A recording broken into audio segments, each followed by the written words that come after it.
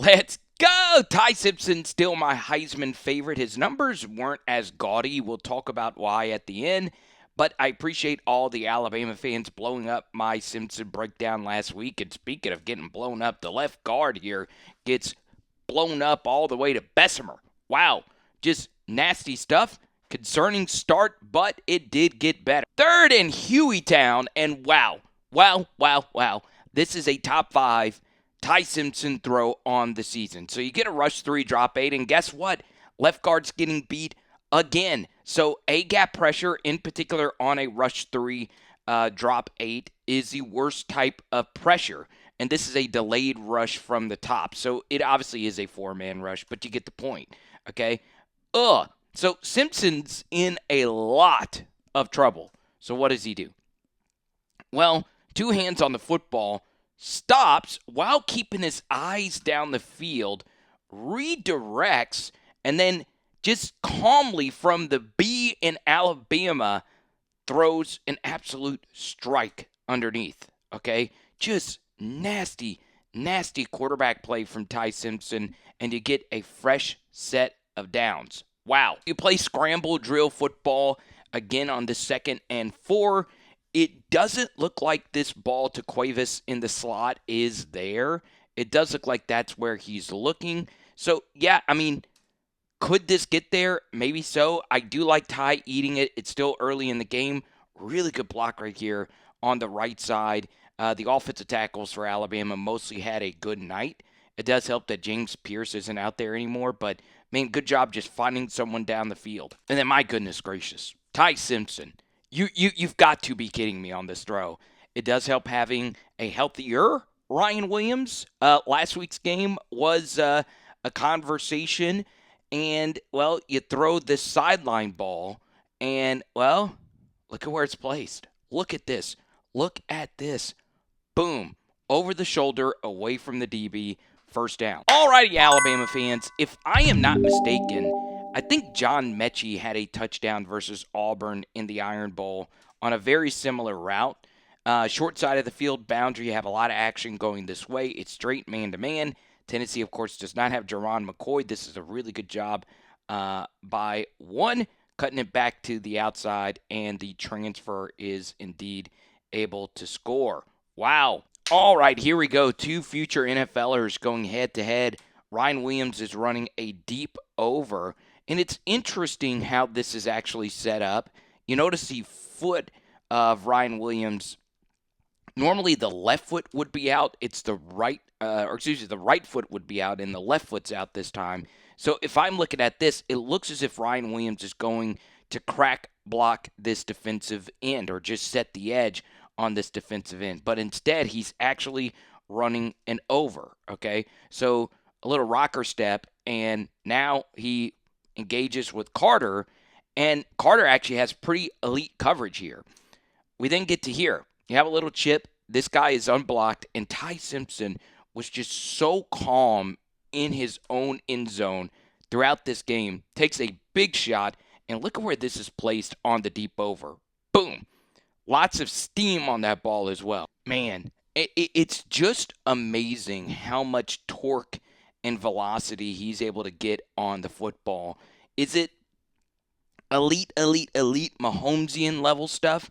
Probably not, but it's very good. Okay, relatively deep drop and good wide base. Look at this ball. Boom.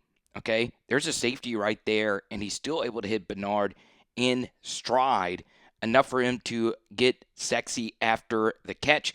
Look at that. I mean, it's just ridiculous quarterback. 17, the hero from last week. Wow. He's starting to warm up. He's only a true freshman. Brooks can flat out play. All right. It does help having, obviously, Ty Simpson playing at this level. You have a flood variation, flat route here. You always want to throw the secondary route. If it's there, that's where we normally want to target. Boom. And honestly, the story of this game were the opposing team's pass protection. Okay, Tennessee's pass pro was horrendous. Alabama's pass pro was really good. Okay, everybody's just dominating their assignment here. I mean, you really can't do it any better than that. You have Ryan Williams in the soft spot of the coverage right there. Okay, 3rd and 13. I want to talk a little bit here about why I was so high on Alabama. It was because of these three. I mean, this is as good of a wide receiver trio we have seen in the SEC in a while. And honestly, Ty has actually lifted their play as much as vice versa. That's how good Simpson's been. Now, this does get cut off. I do have access to all 22, and there was an open dig to Horton over the middle. And Ty did have an opportunity to hit this because, once again, this pass protection for Alabama is just nasty. I mean, this is taking a defensive end into the underworld. And 19 is a really, really, really good player. That is just gross. Get the chalk outline and caution tape out. Wow. Now, this is still an incredible play by Ty Simpson. Like, to make all of these guys miss is ridiculous. You make him miss. Then you spin off of this tackler. Ridiculous stuff, but you do just need to hit the dig for a big gainer and a first down. Germie Bernard is such an interesting wide receiver because if you're not familiar with me, Alabama fans, I always bring up that I like my college football players thick. The thicker, the better. I like them thicker than cold peanut butter, and this is a thick boy route right here, okay? Look, that's press man right on the yard line to gain, and Simpson just trusts him to create that separation on the out. And look at where this ball is placed. Boom. Okay? And then Bernard, because he is a thick boy, it's hard to bring these guys down. All right? You normally have wide receivers with thighs like tree trunks. And that's what happens here. Okay? Good stuff. 2nd and 10, I am far from a footwork expert here. But what can happen if you have too much weight on your front leg is it can cause the ball to dip. Okay? So you can see here, the Ty is ready to rip this. He pumps, then he resets his feet, and you see how much weight is on that front leg? Causes this ball to have a downward trajectory. It's still a ridiculous catch right there by Ryan Williams. But if we're hitting him in the chest, this is a big, big, big gain. Causes an awkward fall as well. So let's go to the biggest Ty Simpson mistake in this game. 3rd and 10. We obviously just want to pick up some yards for a potential field goal or go for it on 4th. And Simpson, well, I don't know what he's actually trying to hit. And the ball just slips out. And it is indeed a fumble. And he knows it's a fumble. He's sprinting after it. And we get this bizarre play by this Tennessee player to just slap it. Okay? Pick it up. Pick it up. Okay? Anytime the ball is on the ground, if you're on offense or defense, a good chunk of the time, it's smart to just fall on it, and eventually the Vols are able to do just that. 3rd and 2, quarterback mastery by Ty Simpson, okay? They are getting very exotic. They're showing a pressure, backing this guy out, backing this guy out, backing this guy out, and we're bringing the linebacker or safety off the edge, and if you do that, we're just going to play pitch and catch underneath. Really, really, really good stuff by Ty Simpson. With all these guys running backwards, a lot of times it's just smart to hit the check down, and you pick up quite a few yards here for a first down. Wow. All righty.